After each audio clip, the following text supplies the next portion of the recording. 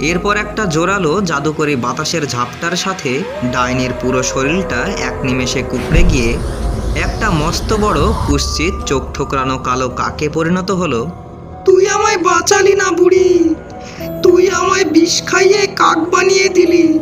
আমি তোকে অভিশাপ দিচ্ছি, আমি মরলেও তোকে শান্তিতে ঘুমাতে দেব না। আমি আবার ফিরে আসব, তোর আর তোর বাগানকে আমি শেষ করে দেব।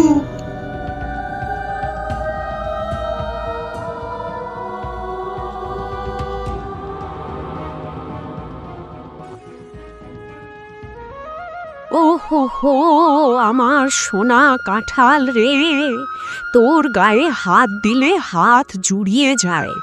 এবার গাছগুলোয় যা ফলন হয়েছে না, গত বছরের সব রেকর্ড ভেঙে যাবে।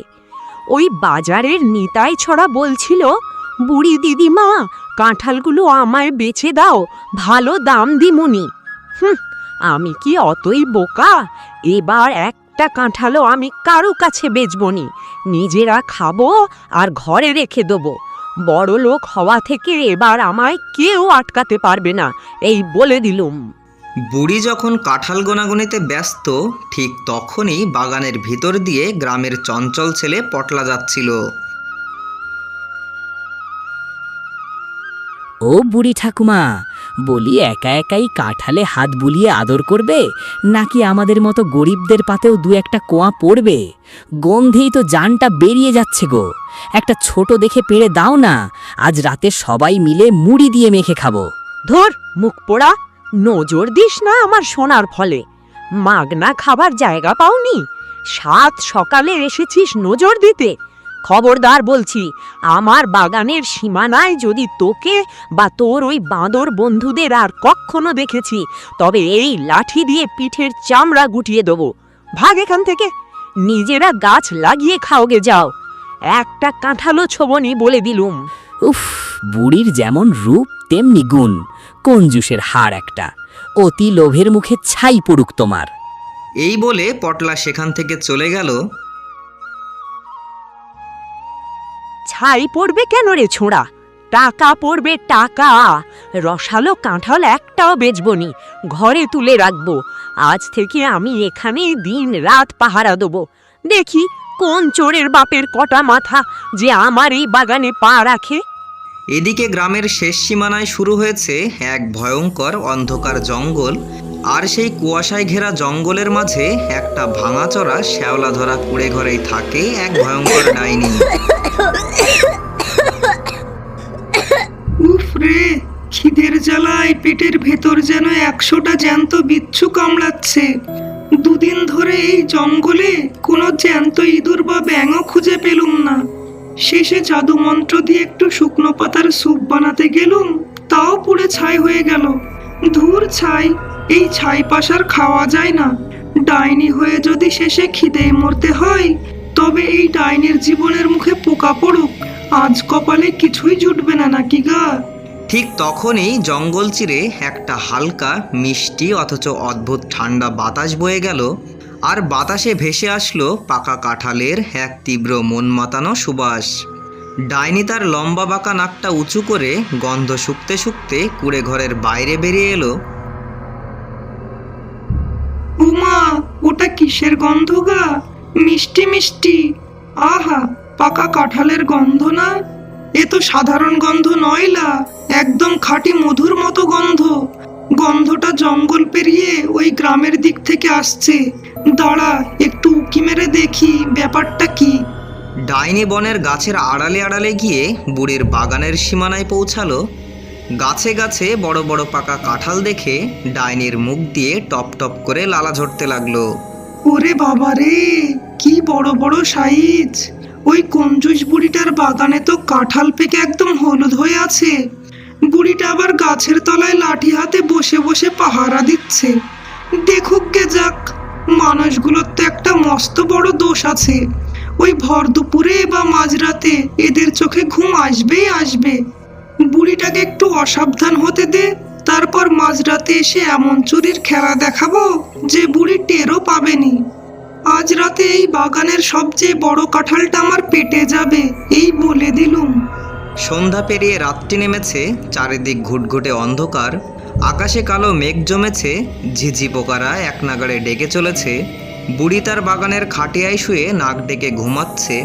হঠাৎ চারিদিকের বাতাস যেন থমকে গেল। বাগানের এক কোণে গাছের ডাল থেকে একটা পাকা কাঁঠাল ক্যাক করে এক তীব্র শব্দে ছিঁড়ে নেওয়ার আওয়াজ হলো। ওরে বাবা রে, কে রে ওটা? মাঝরাতে বাগানে খসখস করছে কে? ও মা, এ তো ঠিক কাঁঠাল পাড়ার শব্দ গা। তবে কি কোনো চোর এলো? দাঁড়া, লাঠিটা নিয়ে দেখেই আসি। একটাও কাঁঠালও নিতে দেবনি বলে দিলুম। বুড়ি লণ্ঠনটা জেলে কাপা কাপা পায়ে পেছনের গাছের দিকে গেল। ঠিক তখনই অন্ধকারের আড়াল থেকে এক হাড়হিম করা বিকট আওয়াজ ভেসে এলো। কেউ যেন রাক্ষসের মতো চিবিয়ে চিবিয়ে কাঁঠাল খাচ্ছে, আর তার সাথে ফিসফিসানির হাসি শোনা যাচ্ছে। কে কে রে ওখানে? পটলা নাকি নিতাই ছোড়া? মাঝরাতে চোরের মতো লুকিয়ে লুকিয়ে কি গেলা হচ্ছে? সামনে আয় বলে দিলুম। আমার এই হাতের চেলা কাঠ দেখলে কিন্তু বাপের নাম ভুলে যাবি। কোনো চোরকে আমি ছাড়বনি। এই বলে বুড়ি কাছে যেতেই খাওয়া আর চিবনোর শব্দটা বন্ধ হয়ে গেল। বুড়ি ঝোপের ভেতর লণ্ঠনের আলো ফেলে দেখল কেউ কোথাও নেই, অথচ বাতাসে পাকা কাঁঠালের তীব্র গন্ধ আর বরফের মতো ঠান্ডা হাওয়া বুড়ির গা ঘেঁষে চলে গেল। ও মা গো, মানুষ তো কোথাও নেই, তবে এত জোরে খাওয়ার শব্দ আসছিল কোত্থেকে? আর এই গন্ধটা, এ তো আমার বাগানের সবচেয়ে বড় রাজ কাঁঠালটার গন্ধ। না, আর এখানে থাকা নিরাপদ নয়। কাল সকালে আলো ফুটলে সব ভালো করে দেখমনি। আজ ঘরে গিয়েই শুই। ওরে বাবা, গাটা কেমন ছমছম করছে। এই বলে বুড়ি লণ্ঠন ফেলে দিয়ে প্রাণপণে দৌড়ে বাগান থেকে পালিয়ে গেল। পরদিন সকালবেলা সূর্য উঠতেই বুড়ি হন্তদন্ত হয়ে বাগানের পেছনের সেই বড় গাছটার নিচে এসে দাঁড়ালো। তারপর গাছের দিকে তাকাতেই বুড়ির চোখ কপালে উঠে গেল। ওরে আমার কপাল রে, ওরে আমার লক্ষ্মী কাঁঠাল রে, এ কি সর্বনাশ হলো! আমার বাগানের সবচেয়ে বড় 5 কেজি ওজনের রাজ কাঁঠালটা কে চুরি করলো রে? একটাও কুয়া রাখেনি গো, সব চিবিয়ে ছিবড়ে করে রেখে গেছে। বুড়ি মাটিতে বসে দেখল গাছের নিচে পড়ে আছে অজস্র কাঁঠালের খোসা আর ভুতুড়ে কালো রঙের আঠা। কিন্তু আশ্চর্যের বিষয় হলো মাটিতে কোনো মানুষের পায়ের ছাপ নেই। ওরে, এটা মানুষ চোরের কাজ হতেই পারেনি। মানুষ চুরি করলে তো কাঁঠাল নিয়ে পালাতো। কোনো রাক্ষস এসে গাছের তলায় বসেই পুরো কাঁঠালটা সাবার করে খোসা ফেলে রেখে গেছে। আর মাটিতে কোনো পায়ের ছাপও নেই। এ তো কোনো তেনাদের কাজ। ওরে বাবা, আমার এত স্বাদের কাঁঠাল এভাবে কে নষ্ট করলো? আমি এর শেষ দেখেই ছাড়বো। আজ রাতে আমি না ঘুমিয়ে ওত পেতে বসে থাকবো। দেখি কোন ভূত বা কোন চোর আমার কাঁঠাল ছোঁয়। তাকে আজ হাতে নাতে না ধরতে পারলে আমার নামও কঞ্জুস বুড়ি নয়, এই বলে দিলুম। আজ রাতেই চোর ধরমুনি। বুড়ির আগে কাঁপতে কাঁপতে সোজা নিজের বাড়ি ফিরে গেল। তারপর ঘরের আলমারি থেকে একটা মস্ত বড় ধারালো কাটারি বের করে এনে উঠোনে বসে পাথরে ঘষে ঘষে কাটারিতে ধার দিতে লাগলো। ভেবেছিস তুই অদৃশ্য হয়ে এসে আমার সাধের রাজ কাঁঠাল সাবার করবি আর আমি ভয় পেয়ে বসে থাকবো? মানুষ হোস আর ভূত হোস, আজ রাতে তোকে আমি এই কাটারি দিয়ে কেটেই টুকরো টুকরো করব। দেখি কোন বাপের বেটা আমার বাগানে পা রাখে। বুড়ি কাটারিটা নিয়ে আবার বাগানে ফিরে এলো। তারপর বাগানের এক কোণের একটা বড় গাছের আড়ালে গিয়ে চুপি চুপি লুকিয়ে বসে রইল। আজ এখানেই ওত পেতে বসে থাকবো। দেখি কোন চোরের বাপের কটা মাথা। সূর্যটা ডুবলেই ওই অলক্ষণে চোরটা বাগানে আসবে। আজ আমি চোখের পাতা এক করবনি। একবার শুধু অন্ধকার নামুক আর ওর সামনে আসুক। এই ধারালো কাটারি দিয়ে আজ ওর পিঠের চামড়া আমি গুটিয়ে দেব। আমার কাঁঠাল খাবার মজা আজ ওকে হাড়ে মজ্জায় বোঝাবো। দেখতে দেখতে বিকেল গড়িয়ে সন্ধ্যা নামলো। চারিদিক ঘুটঘুটে অন্ধকারে ঢেকে গেল। বুড়ি চোখের পাতা এক না করে কাটারিটা শক্ত করে ধরে ওত পেতে বসে রইল। ঠিক তখনই বাগানে একটা হিমশীতল ঝোড়ো হাওয়া বয়ে গেল, আর বুড়ির মাথার উপর দিয়ে সেই কুৎসিত ডাইনিটা উড়ে এসে বাগানে দাঁড়ালো।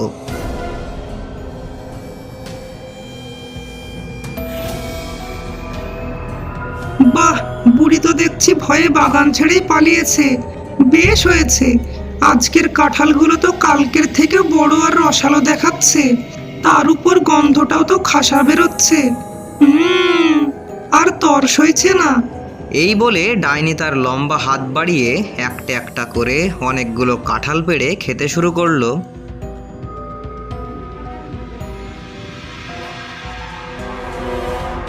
ওরে বাবা রে, এ তো সাক্ষাৎ ডাইনি রাক্ষসী। একে আমি এই কাটারি দিয়ে কিভাবে কাটবো? কাটারি মারতে গেলে এ তো আমায় এক ফুঁয়ে উড়িয়ে দেবে। না, এখন কিচ্ছু করা যাবে নি। আজ রাতটা কোনো মতে পার হোক, এর একটা অন্য ব্যবস্থা করতে হবে। কাটারি দিয়ে একে মারা যাবে নি।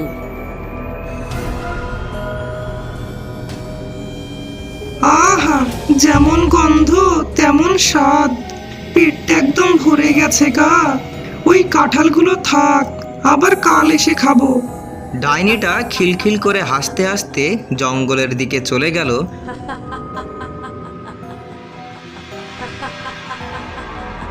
ডাইনি চলে যাওয়ার পর বুড়ি গাছের আড়াল থেকে কাঁপতে কাঁপতে বের হয়ে এলো। কাটারি দিয়ে তোর এই চামড়া কাটা যাবে নি রে ডাইনি রাক্ষসী। তুই জ্যান্ত ভূত, কিন্তু কি ভেবেছিস তুই ডাইনি বলে কঞ্জুস বুড়ি তোর কাছে হেরে যাবে? আমার এত সাধের কাঁঠাল তুই রোজ রাতে এসে বিনাশ করবি, আর আমি মুখ বুজে দেখব? দাঁড়া, তোর বাড়ির চেয়েও ধারালো অস্ত্র আছে আমার কাছে। এমন দাওয়াই তোকে দেবো না যে তোর ওই রূপ উধাও হয়ে যাবে, এই বলে দিলুম। বুড়ি আর এক মুহূর্ত দাঁড়ালো না, সে হনহন করে হেঁটে নিজের বাড়ির দিকে রওনা দিল। তার মনে তখন এক ভয়ঙ্কর মরণফাঁদ তৈরির ছক ঘুরছে। বুড়ি তার অন্ধকার ঘরে ঢুকলো আর পুরনো কাঠের আলমারির একদম নিচ থেকে ধুলোবালি মাখা কয়েকটা পুরনো মাটির পাত্র বার করলো। এই তো জমি থেকে তুলে আনা সেই বুনো সাপের বিষের মতো খলখলে কালকুট রস, আর এই পাত্রে আছে ইঁদুর মারার তীব্র রাসায়নিক গুঁড়ো, আর এই যে পাহাড়ি বিষাক্ত লতার আঠা। এই সবগুলো একসাথে মিশিয়ে এমন ওষুধ বানাবো নি যে ডাইনি মরার পথও খুঁজে পাবেনি। বুড়ি ঘরের মেঝেতে বসে একটা বড় মাটির বাটিতে চামচ দিয়ে মেপে মেপে বুনলতার রস, ইঁদুরের বিষ আর সেই বিষাক্ত কালো আঠা দিল। তারপর একটা কাঠি দিয়ে ভালো করে নাড়তে লাগলো, আর বাটি থেকে একটা হালকা নীলচে রঙের বিষাক্ত ধোঁয়া আর ঝাঁঝালো গন্ধ বের হতে শুরু করলো। উফ, কি তেজ রে বাবা, গন্ধেই মাথা ঝিমঝিম করছে। তুই তো ডাইনি, তোর পেটে জাদুমন্ত্র আছে, কিন্তু এই কালকুট রস যখন তোর পেটের ভেতরে যাবে তখন তোর সব জাদু জল হয়ে যাবে। আজ তোর লোভের মুখে এমন ছাই দেবো না যে চিরকালের মতো চুরি করা ভুলে যাবি। দুপুরবেলা চারিদিক একদম খাখা করছে, গ্রামের মানুষ সবাই ঘুমোচ্ছে। বুড়ি বিষের শিশিটা নিয়ে চুপি চুপি আবার তার কাঁঠাল বাগানে এলো। বাগানে এখন আর মাত্র কয়েকটা পাকা কাঁঠাল অবশিষ্ট আছে, বাকি সব ডাইনি সাবার করে দিয়েছে। বুড়ি ওই শেষ কাঁঠালগুলোর সামনে গিয়ে দাঁড়ালো। ওরে আমার শেষ সম্বল রে, তোদেরকেও আজ বিষের মুখে দিতে হচ্ছে, কিন্তু কি করব বল? ওই ডাইনিটাকে না মারলে আমার শান্তি নেই। তোরা আজ আমার হয়ে প্রতিশোধ নিবি। বুড়ি চারপাশটা ভালো করে দেখে নিল যে কেউ কোথাও আছে কিনা। তারপর একটা একটা করে সেই বিষ প্রতিটা কাঁঠাল গাছের গোড়ায় দিতে লাগলো। বিষ মাখানো শেষ করে বুড়ি বাগানের এক কোণে একটা বড় গাছের আড়ালে গিয়ে বসলো। ব্যাস, ভাত একদম রেডি। এই বিষের আঠা একবার হাতে মুখে লাগলে আর রক্ষে নেই। আয় ডাইনি আয়, দেখি আজ তোর কোন বাপ তোকে বাঁচায়। রাত গভীর হলো, আকাশে মেঘের আড়ালে চাঁদটা ঢাকা পড়েছে। চারিদিক ঘুটঘুটে অন্ধকার আর থমথমে, ঝিঝি পোকার ডাকও যেন আজ ভয়ে বন্ধ হয়ে গেছে। বুড়ি গাছের আড়ালে পাথরের মূর্তির মতো বসে আছে। হঠাৎ সারা বাগানে ঠান্ডা বাতাস বইতে লাগলো। চারিদিকের পাতাগুলো খসখস করে উঠল, আর অন্ধকারের বুক চিরে সেই কুৎসিত ডাইনিটা বাগানে এসে হাজির হলো।